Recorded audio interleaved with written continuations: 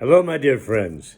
This is Rabbi Aharon Dobinsky coming to you today from the beautiful holy city of Jerusalem in Israel.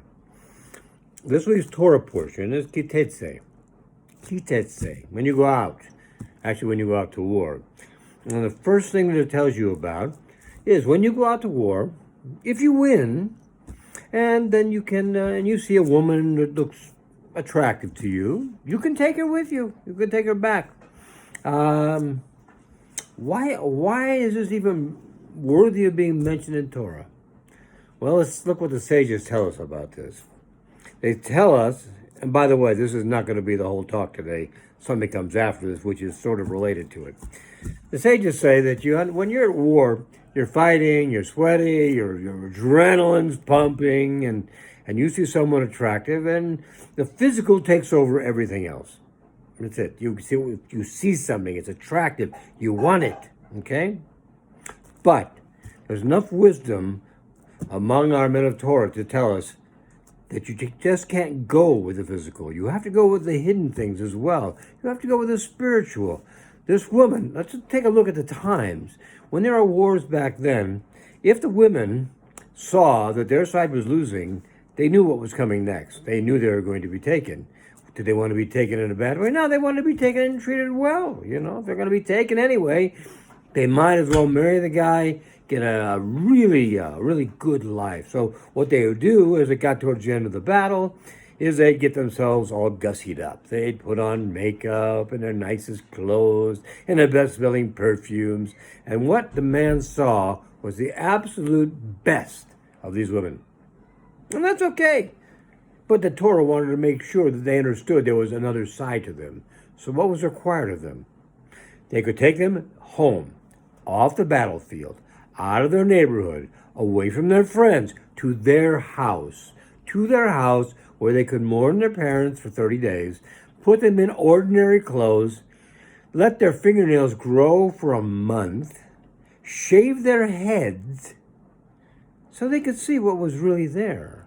I mean, in 30 days of being there, mourning their parents and everything else, it would get down to the basic brass tacks, the basic, what is this woman? And if they didn't like her, they could send her away. They couldn't sell her, but they could send her away, okay? Now, this is an important thing to understand because we sometimes have the problem that we don't see what things really are. We see the best of what things really are in a lot of cases. Sometimes we see the worst of what things really are. And the fact is, we need to see what things really are. Now, I've had a lot of people contact me over the last few months and say to me, Rabbi, I don't get it. Why did I have to be born in this time? Why did I have to be born now? I'm a child. I should have been born and lived in the 40s. I like the music. I like the clothes. I like the people. I like the way they live their lives. Well, what ifs don't count. Only what counts is reality. You weren't. You were born now. And you were born now for a reason, like everything. There are Kabbalists who hold with the idea that when a child is going to be born into this world, the child actually chooses their own parents. And you say, well, yeah, but look at some parents. I mean, they're like child abusers and everything. Why would a child choose to be born into that family? Well, there are many reasons why. Sometimes to complete a tikkun, sometimes there are just a lot of reasons why. A child chooses who their parents are going to be because it holds that because of these parents, they will be able to more easily complete their tikkunim, their corrections. The corrections of their soul. Let's face it, when we come into this world, one of the things we do is we want to make sure we take care of those soul corrections. There's usually another reason besides that we are born into this world. Now, if we're born into this world, we get to choose our parents because it will help with our tikkun. Do you not think it's possible? And I'm just asking you the question. Do you not think it's possible we also chose the time we were to be born to this world? Understand that whatever we choose always is up to the approval of HaKadosh Baruch Hu.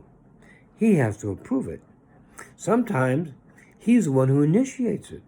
In any case, so we're here in this world at this time because this is where we need to be.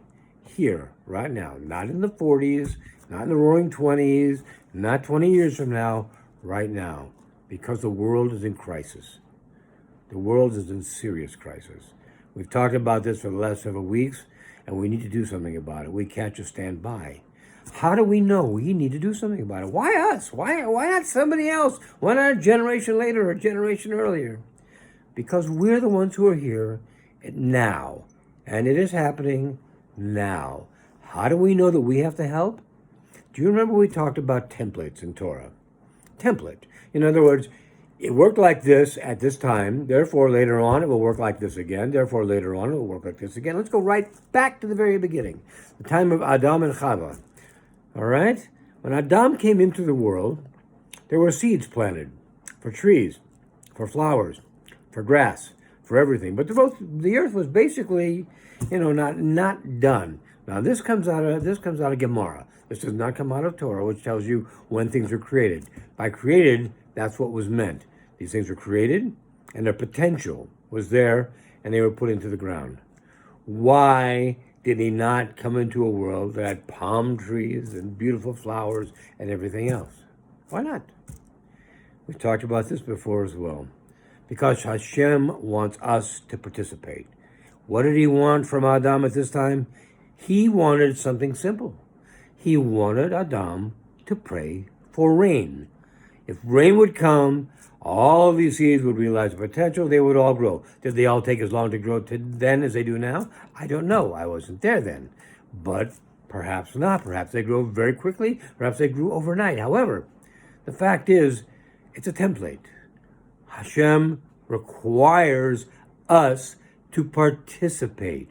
We need to be a part of it. Could Hashem have saved Noah without him building an ark? Of course he could.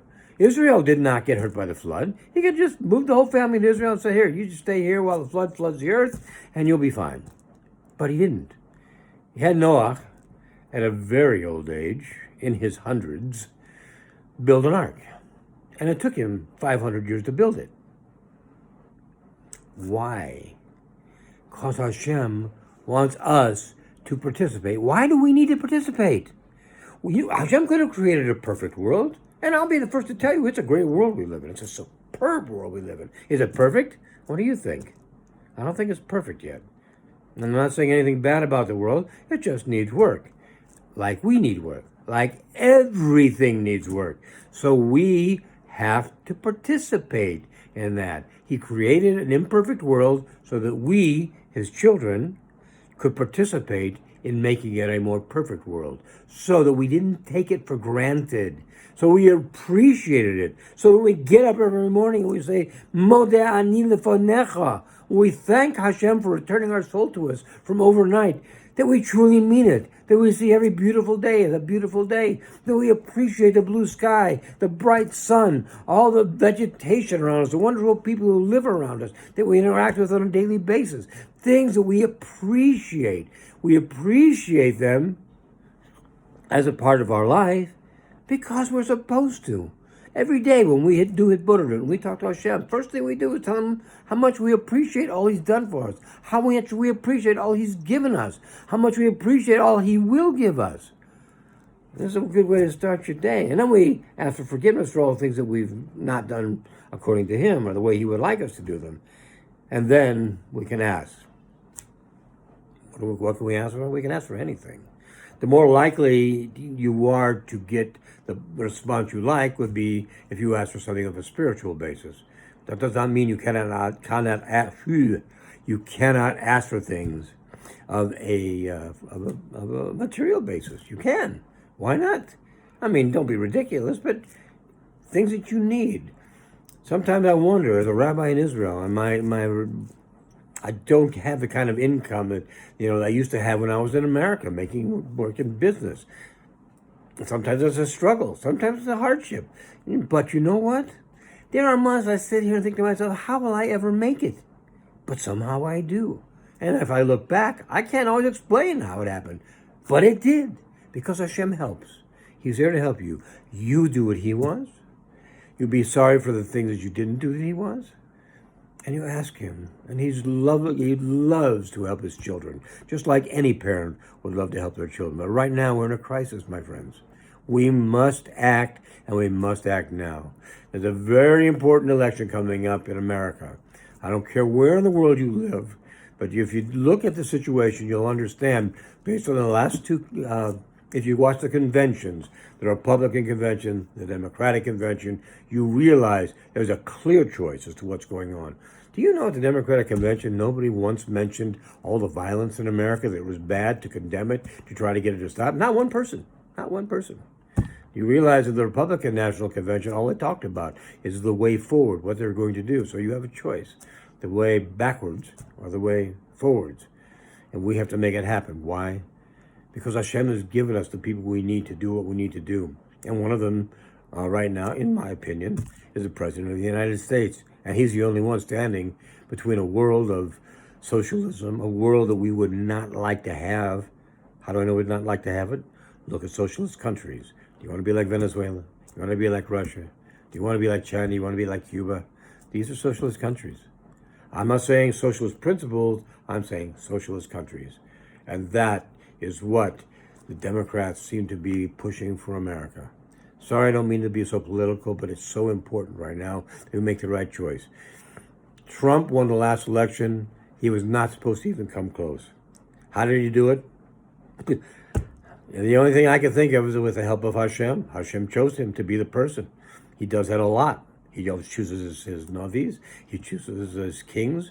He chooses the people who run places. And right now, there's nobody strong enough in the whole world besides him, in conjunction with Bibi Netanyahu, to be able to do what needs to be done to keep the world free. To have our children or our grandchildren grow up in the kind of world we grew up in, where we can understand that our safety is secured in our, for the most part, in our lives. That we have the kind of life we want to have. That we have the ability to become anything we want to become, not something that is relegated to the government to tell us what we can become and what we can do. It's an important time, my friends. We need to be vocal. We need to be in present. We need to be in the moment. We need to be in today. We need to support what is going to happen. Not just the president, but the members, and particularly in the United States, in the House of Representatives and the Senate. All of them on the Republican side are for keeping the world in a situation where things are being done for the people who live in the country, not for an elitist group that's trying to run it to their benefit. So we're going to think about it very carefully. Sorry to be so political, but I have a podium here, and I really have to say what I think. So I pass it along to you. I also pass along wishes for a good Shabbos. You should have only the best of Shabbos. Your food should be exceptional. Your drink should be exceptional. And I will tell you again, I will make the offer, and I've had some people take advantage of it. If you're having trouble dealing with all this, let me know, and I'll help you. I will work with you. This is what I do. I can call you at your home. You just need to contact me. You contact me at newlife181818 at AOL.com. God bless you, my friends. All the best today and in the future. Have a good Shabbos. Be well. Bye-bye.